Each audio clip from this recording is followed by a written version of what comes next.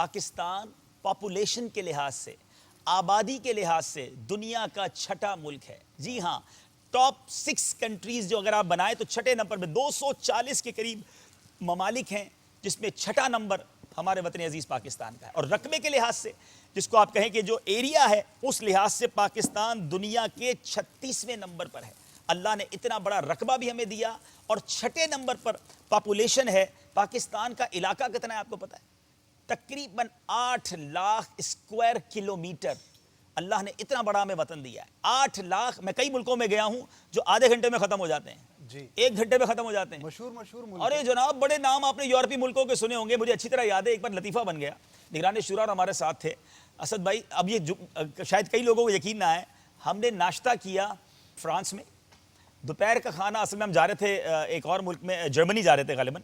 تو ہم نے ناشتہ، ہم فرانس سے جرمنی جا رہے تھے، تو اسلام میں نے کہا آپ نے راستے میں تھوڑی دیر کے لیے رکنا ہے. تو ناشتہ کیا ہم نے فرانس میں. بیلجیم میں ہم نے جناب دوپہر کا کھانا کھایا، اور ہم مغرب کے وقت جو ہے وہ جرمنی پہنچ چکے تھے. تو یہ ہیں جناب یہ ہمارے ممالک. ہمارے یہاں تو سندھ پورا نہیں ہوتا، ہم روڈی نہیں پہنچتے. چلے یار روڈیں اچھی بنا لو، پھر بھی جو ہے نا ہم حیدرآباد پہنچتے اس میں ملک ختم ہو جاتے ہیں. تو اللہ نے ہمیں تقریباً 7,96,095، جی ہاں 7,96,095، اباؤٹ 800,000، 8 لاکھ مربع کلومیٹر بڑا ملک دیا ہے الحمدللہ. اور پیارے اسلامی بھائیوں، اس میں اور آپ نے سننا ہے، سنیے اور جھومیے. اس میں ہمارے پاس 2nd لارجسٹ مائن، یعنی دنیا کی دوسرے نمبر پر نمک کی جو کانیں ہیں، ہمارے پاس وہ کھیوڑا میں موجود ہیں. الحمدللہ ہمارے رب نے عطا کی ہیں. دنیا کی ٹاپس اگر جو چوٹیاں گنی جائیں، بلند ترین اگر جس کو آپ کہیں کہ پہاڑ جو ہیں، فلک پوش جو پہاڑ ہیں، برفانی پہاڑ ہیں، اس میں 2nd نمبر کی جو پہاڑی ہے، اور بھی پورا ہمالیہ کا سلسلہ ہمارے رب نے ہمیں عطا کیا ہے. اچھا، اور سنیں گے ہائیڈرو کاربن، معدنیات کی ذرا بات کر لیتے ہیں. یہ ساری سائنٹیفک رپورٹس ہیں، تحقیق کے ساتھ میں آپ کو عرض کر رہا ہوں. ہائیڈرو کاربن جو کہ تھر میں اللہ تعالیٰ نے ہمیں دنیا کا سب سے بڑا ذخیرہ عطا کیا ہے، جو بیک وقت عرب شریف، ایران، عراق کے مجموعی تیل کے ذخائر کے برابر ہے. اتنا ہائیڈرو کاربن ہمارے پاس موجود ہے. یہ الگ بات ہے ہم اس کو نکال نہیں پا رہے. جو بھی سیاسی صورتحالیں ہیں، جو مسائل ہیں، اللہ تعالیٰ سے دعا کرتے ہیں اللہ وہ بھی حل فرمائے.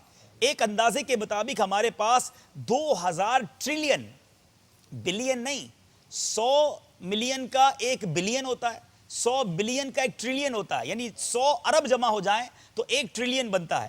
یہ 2000 ٹریلین کیوبک گیس کے برابر ہے، جو کہ پورے ایشیا کے استعمال کے قابل ہے. اتنا ہمارے پاس الحمدللہ اللہ کی عطا سے یہ گیس موجود ہے.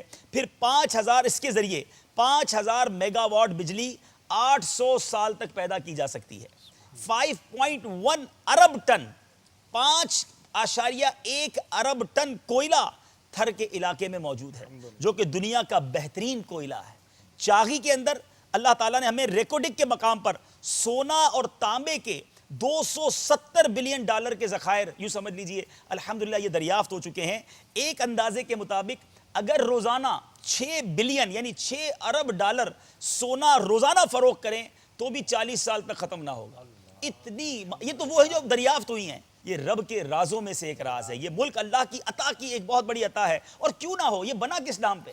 شروع سے جب یہ ملک بنا ایک ہی نعرہ تھا، پاکستان کا مطلب کیا؟ پاکستان کا مطلب کیا؟ لا الہ الا اللہ. پاکستان کا مطلب کیا؟ لا الہ الا اللہ. کون ہمارے رہنما، کون ہمارے رہنما؟ محمد رسول اللہ. یا خدا پاک وطن کی تو حفاظت فرما. یا خدا پاک وطن کی تو حفاظت فرما.